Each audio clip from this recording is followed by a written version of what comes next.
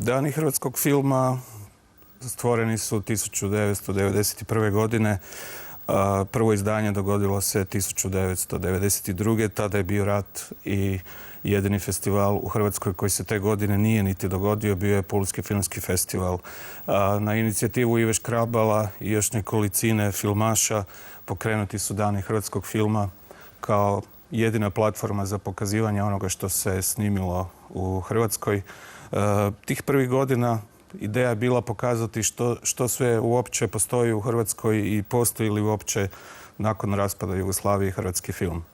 Dani hrvatskog filma odradili su zaista tu važnu zadaću dokazivanja da imamo kinematografiju, ne samo da imamo, nego da je i zaista dobra.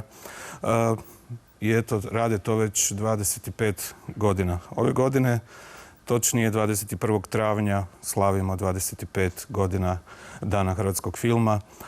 To je zaista lijepa obljetnica koja bi drugim riječima bila i četvrt stoljeća. Uz nas je to samo još Anima Fest i Pulski filmski festival kao nacionalni festival igranog filma. U međuvremenu nam postao i malo više od toga, dakle uključuje i kratkometražne žanrove.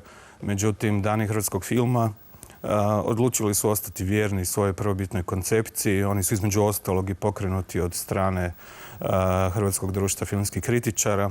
Činilo se zaista da kratkometražnom i srednjometražnom filmu treba jedan poseban posticaj da bi ga se vidjelo. To je naprosto nekomercijalna forma koju je nekad često teško natjerati ljude da ju idu gledati.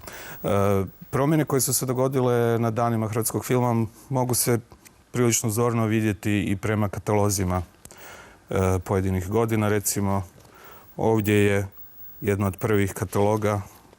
On ima svega nekoliko stranica. Vidi se po tome i recimo razina produkcije, odnosno broj produkcije tih godina. Ovo je katalog od prijašnje godine, kada je godišnja produkcija narasla na čak 400 filmova godišnje, sveukupno i dugometražnih i kratkometražnih.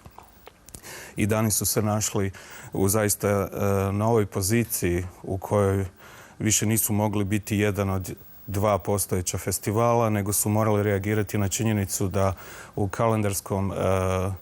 kalendarskom rasporedu festivala tokom godine u Hrvatskoj svaka 2 mjeseca u Zagrebu imate veliki festival. Bio to festival dokumentarnog filma, nakon toga kratkometražnog, nakon toga animiranog, zatim nakon ljetne pauze eksperimentalnog i tako dalje.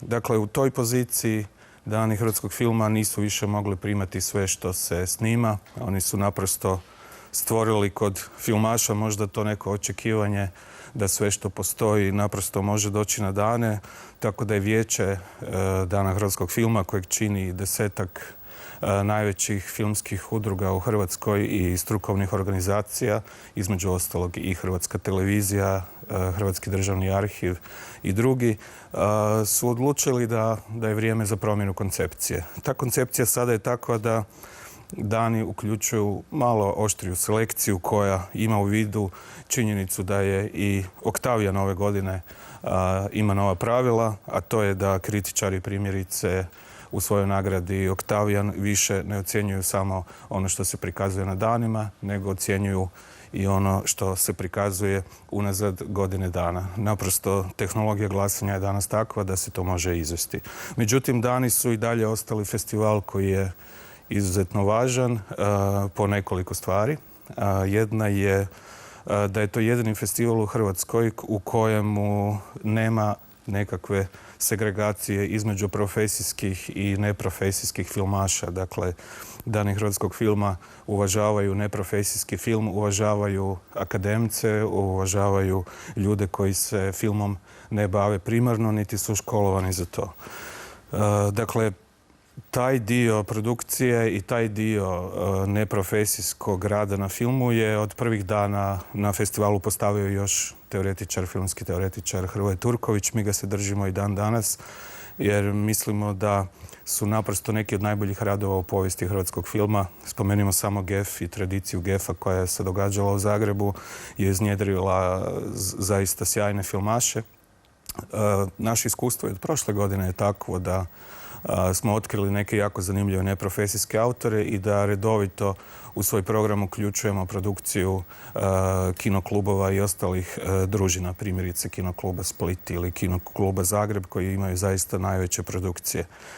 Drugi dio po čemu su dani posebni od drugih je to što uključuju namjenski film. Namjenski film je, recimo to tako, jedno neželjeno dijete koje redatelji često rade da bi preživjeli između 2-3 dugometražna filma. Često ti filmovi ne završe u njihovim biografijama, no radi se o formi koja je, primjerice ako se prisjetimo Zagrebačke škole animiranog filma, uključila zaista neke važne i bitne radove. Primjerice od Dušana Vukotića, Nedeljka Dragića, koji je ove godine dobitnik nagrade za životno djelo na danima hrvatskog filma. Se radi zaista o baštini i ostavštini koju bi trebalo prikladno valorizirati. Iako joj štura filmološka definicija kaže da se radi o neumjetničkom žanru. Ono što smo pripremili za 25 godina Dana hrvatskog filma je jedna mala retrospektiva najboljih radova, reći ću pod navodnicima najboljih, jer na festivalu zaista volimo situaciju onih koji se zovu u engleskom jeziku underdog, dakle onih koji nisu možda dobili najveće nagrade, koji nisu poslije napravili velike karijere, dakle filmova koji su vrijedni, a koji ne ulaze klasične retrospektive i koje treba naprosto vidjeti. Zato smo za tu selekciju koju smo nazvali 25 godina Dana hrvatskog filma izabrali neke radove koje zaista treba ponovo vidjeti. Izdvojio bih još i selekciju namjenskog filma iz animirane škole Zagrebačke, zatim retrospektivu Dalibora Barića, zanimljiv psihotronički program i u konkurenciji čak 87 filmova. Svakako navratite.